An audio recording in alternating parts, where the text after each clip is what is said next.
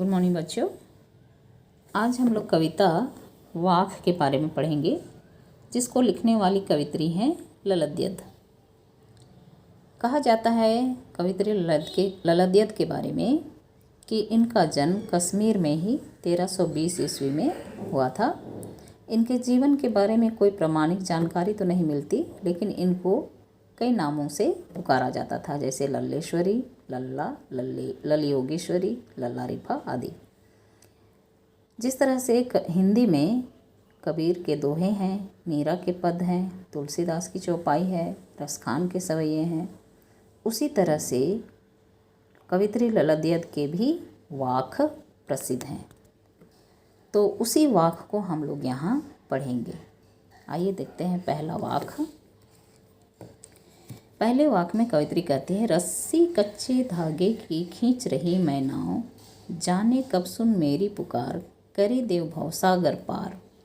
पानी टपके कच्चे सकोरे, व्यर्थ प्रयास हो रहे मेरे, जी में उठती रह रहूं, घर जाने की चाह है मेरे। कवित्री कहती हैं कि रस्सी कच्चे धागे की खींच रही मैं नाव, जाने कब सुन मेरी पुकार, करे देव भव सागर पार। पानी टपके कच्चे सकोरे, व्यर्थ प्रयास हो रहे मेरे, जी में उठती रह रहूं, घर जाने की चाह घेरे। यहाँ कवित्री कहती है क्या? कवित्री कहती हैं कि यह जीवन कच्चे धागे से बनी रस्सी के समान नश्वर है।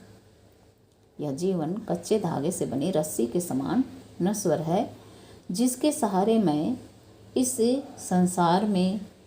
संसार रूपी भवसागर में ईश्वर भक्ति रूपी नाव को खे रही हूँ।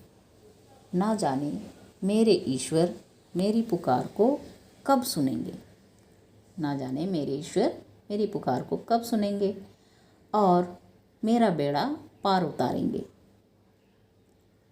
फिर कवित्री कहती है कि इस कच्चे धागे से बनी रस्सी पर पानी की एक एक बूंद निरंतर गिरती जा रही है, अर्थात जीवन के समय का एक एक पल बीतता जा रहा है और मृत्यु समीप आती जा रही है। लेकिन प्रभु मिलन के मेरे सारे प्रयास जो हैं वो व्यर्थ होते जा रहे हैं। मेरे हृदय में रह रहकर यह तड़प उठती है कि मैं कब जाकर अपने प्रभु को मिलूँगी, कब जाकर उसके दर्शन करूँगी। अब मैं अपने घर जाना चाहती हूँ। कवित्री कहती है कि अब मैं अपने घर जाना चाहती हूँ। यह संसार उसका घर नहीं है, वह परमात्मा के पास अपना घर जाना चाहती है। कहती है कि मैं अपने घर जाना चाहती हूँ, अर्थात मैं परमात्मा लोक में जाना चाहती हूँ। दूसरे पद में कहती है कवित्री, खा खा कर कुछ पाएगा नहीं, ना खाकर बनेगा अहंकारी, सम खा तभी होगा संभावी, खुलेगी संकल बन द्वार की। यहाँ कवित्री कहती है दूसरे वाक में कि खा खा कर कुछ पाएगा नहीं। कहती कि अगर तुम पूरी तरह से, मनुष्य को कहती है संबोधित करते हुए, कि अगर तुम पूरी तरह से सांसारिक जीवन में लीन हो जाते हो, पूरी तरह से सांसारिक भोग विलास में लीन हो जाते हो, तो तुम्हें कुछ हासिल होने वाला नहीं है। खा खा कर तुम्हें कुछ नहीं मिलेगा। ना खाकर बनेगा अहंकारी। तुम अगर भोग विलास में लीन हो जाते हो तो कुछ नहीं मिलेगा, और अगर नहीं खाते हो, ना खाकर बनेगा। अगर तुम इस सांसारिक जीवन को छोड़कर, तुम पूरी तरह से भोग विलास को छोड़कर उसके विपरीत तुम क्या करोगे? योगी या भोगी बनोगे, योगी बन जाओगे, है ना। ना खाकर अर्थात भोग से, इस सांसारिक जीवन से दूर होकर यदि पूर्ण रूप से तुम क्या बन जाते हो? तपस्वी या योगी बन जाते हो, तो तुम्हारे मन में अहंकार उत्पन्न होगा और इससे भी तुम्हारे लिए ईश्वर की प्राप्ति करना संभव नहीं है। तो सांसारिक जीवन में पूर्णतः लीन होने से भी, भोगी बनने से भी तुम्हें ईश्वर की प्राप्ति नहीं होगी, तुम्हें कुछ हासिल नहीं होगा। तुम नहीं खाकर भी अहंकारी बनेगा। अगर तुम योगी या तपस्वी बनते हो तो तुम्हारे मन में अहंकार उत्पन्न होगा। तो कवित्री कहती है कि सम खा तभी होगा संभावी। कहती है कि सम खा अर्थात ना तुम भोग में लीन रहो और ना ही तुम पूरी तरह से योगी बनो। तुम इन दोनों के बीच के जीवन को अपनाओ।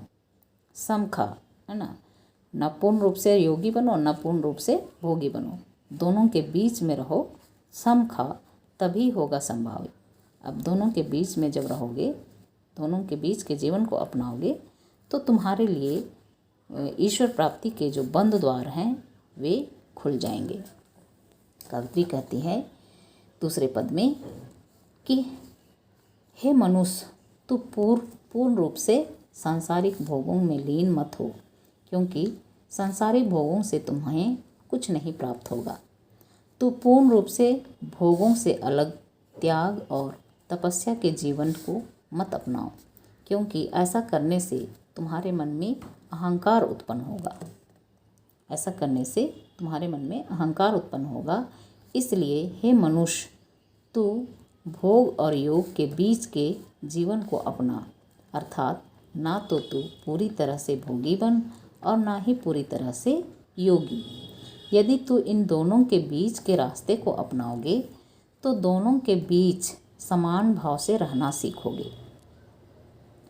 तो भोग और योग के बीच के जीवन को अपनाकर अपने मन पर उचित संयम रखो। इसी से तुम्हारे मन की दशा में समानता बनी रहेगी और तुम प्रभु प्राप्ति के जो तुम्हारे लिए द्वार हैं, प्रभु प्राप्ति के जो बंद द्वार हैं, वे तुम्हारे लिए खुल जाएंगे और प्रभु से तुम्हारा मिलन होगा।